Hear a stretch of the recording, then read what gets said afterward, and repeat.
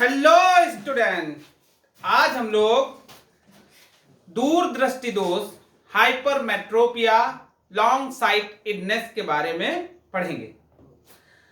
सबसे पहले ये जानते हैं ये लॉन्ग साइटेडनेस हाइपरमेट्रोपिया होता क्या है और किस कारण किस रीजन से इसके कॉजेस क्या हैं, और तीसरा इसको करेक्ट कैसे किया जा सकता है। असल में होता यह है, इसका नाम समझिए क्या है। इसका नाम है दूरदृष्टि दोष। दूरदृष्टि बाकी सब दोष। बात समझिएगा, दूरदृष्टि बाकी सब दोष। लॉन्ग साइट बाकी इडनेस। लॉन्ग साइट दूर का दिखता है और पास का नहीं दिखता है। हाइपरमेट्रोपिया में दूर का दिखेगा लेकिन पास का नहीं दिखेगा। यह तो हो गई हाइपरमेट्रोपिया की डेफिनेशन। होता क्यों है? ये बच्चे की एम्ब्रियोनिक कंडीशन से ही हो जाता है। अब इसके कॉजेस क्या है? मान लीजिए आई बॉल का साइज कुछ इतना बड़ा होना चाहिए था, लेकिन इसमें यह होता है कि आई बॉल का जो साइज है वो नॉर्मल साइज से छोटा हो जाता है। आई बॉल का जो साइज है वो नॉर्मल साइज से छोटा हो जाता है। देखिए ये नॉर्मल साइज, और ये जब किसी को हाइपरमेट्रोपिया होगा तो ये कुछ उसका साइज हो जाएगा, मतलब छोटा हो जाएगा, अपने एक्चुअल साइज से वो छोटा हो जाएगा। दूसरा कॉज क्या है? दूसरा इसका रीजन क्या है? दूसरा, जो आई लेंस होता है उसकी पावर जो होती है, आई लेंस की जो पावर होती है वो कम हो जाती है। कहने का मतलब यह है आई लेंस की फोकल लेंथ बढ़ जाती है। आई लेंस की फोकल लेंथ बढ़ जाती है, मतलब आई लेंस पतला हो जाता है। आई नॉर्मल आई का ये लेंस है, नॉर्मल आई में मान लीजिए ये कॉन्वेक्स लेंस होगा, और जब किसी को हाइपरमेट्रोपिया की शिकायत होगी तो उसका लेंस थोड़ा सा पतला हो जाएगा, नॉर्मल से पतला हो जाएगा। नॉर्मली ये इतना मोटा होना चाहिए था, और जब अगर किसी के हाइपरमेट्रोपिया है तो वो लेंस पतला हो जाएगा। दो कॉज हैं इसके। क्या है? पहली बात, आई बॉल अपने नॉर्मल साइज से छोटा हो जाना। दूसरा, आई लेंस का पतला हो जाना, आई लेंस की पावर का कम हो जाना। अब इसका निवारण कैसे करेंगे? होता क्या है, अब जब ये व्यक्ति किसी पास की चीज को देखता है, नॉर्मल वाला देखेगा तो उसकी इमेज कुछ इस तरह से बनेगी। नॉर्मल वाला अगर देखेगा तो उसकी इमेज कुछ इस तरह से बनेगी। रेटिना पर जाकर के लाइट रेज एक दूसरे को कट करेंगी। लेकिन अगर हाइपरमेट्रोपिक पर्सन देखेगा तब क्या होगा?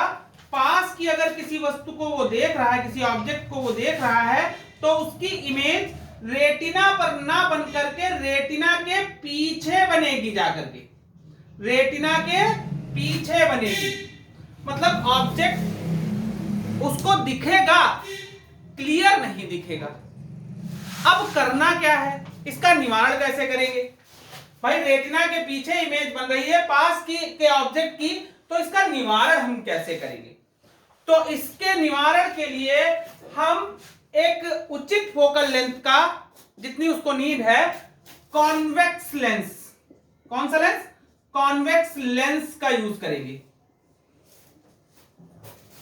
कॉन्वेक्स लेंस का यूज करेंगे। इसमें फिर से एक बार और समझते हैं। इसमें जो नियर पॉइंट होता है वो दूर शिफ्ट हो जाता है।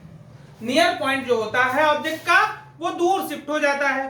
अब देखिए होगा क्या, कैसे इसमें इमेज का फॉर्मेशन, जब किसी को हाइपरमेट्रोपिया है तो इमेज का फॉर्मेशन नियर की ऑब्जेक्ट का वो कैसे करेगा? देखिए भाई, ये मेरे पास आई है, कैसी? इफेक्टेड आई है। इफेक्टेड आई मेरे पास हो गई है, यहां पर ये इसका आई लेंस है। मान लीजिए ये ऑब्जेक्ट आंख का नियर पॉइंट ये है और इसका नियर पॉइंट ये यहां पर आकर के शिफ्ट हो गया है। नियर पॉइंट दूर चला जाता है, आंख का जो नियर पॉइंट होगा वो दूर चला जाएगा। अब ये यहां पर शिफ्ट हो गया, मतलब इस ऑब्जेक्ट को देख नहीं पा रहा है, परफेक्टली नहीं देख पा रहा है।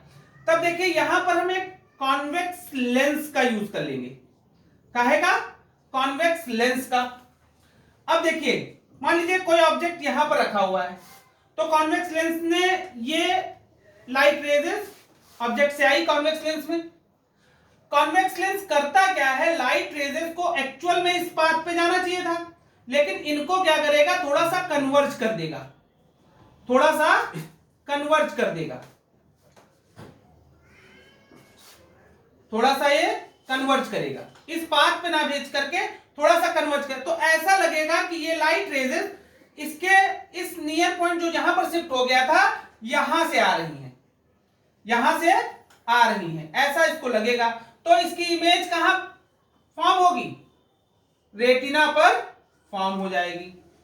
इस तरह से इसका निवारण किया जाता है और ये इसका एक्चुअल फिगर है।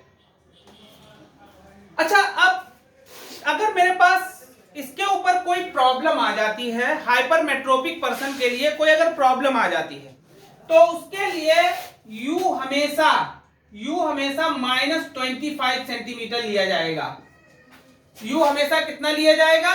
-25 सेंटीमीटर। और वी जहां तक वो सही क्लियरली देख पा रहा है, वी जहां तक वो क्लियरली देख पा रहा है, मान लेते हैं हम एक्स सेपरेशन तक देख पा रहा है, तो माइनस का एक्स लेंगे, ध्यान रखिएगा, विद नेगेटिव साइन लेंगे। मान लीजिए कोई एक हाइपरमेट्रोपिक पर्सन है और वो 150 सेंटीमीटर की वस्तु को क्लियर देख पा रहा है, तो उसके लिए कौन सा लेंस लगेगा? तो उसमें हम x को रिप्लेस करेंगे -125 से, -150 से, सॉरी 150 बोला ना मैंने, -150 से रिप्लेस करेंगे। और यहां पर जो f की वैल्यू आएगी वो हमेशा पॉजिटिव आएगी। f की वैल्यू हमेशा, अगर आपने प्रॉब्लम सॉल्व की हाइपरमेट्रोपिया की और वैल्यू f की नेगेटिव आ गई तो कहीं ना कहीं आपने रॉन्ग किया है। अगर वैल्यू पॉजिटिव आती है तो आपने सही किया है। f इज पॉजिटिव और इसकी पावर भी पॉजिटिव ही होगी। जो लेंस लगेगा उसकी पावर भी कैसी होगी? पॉजिटिव होगी।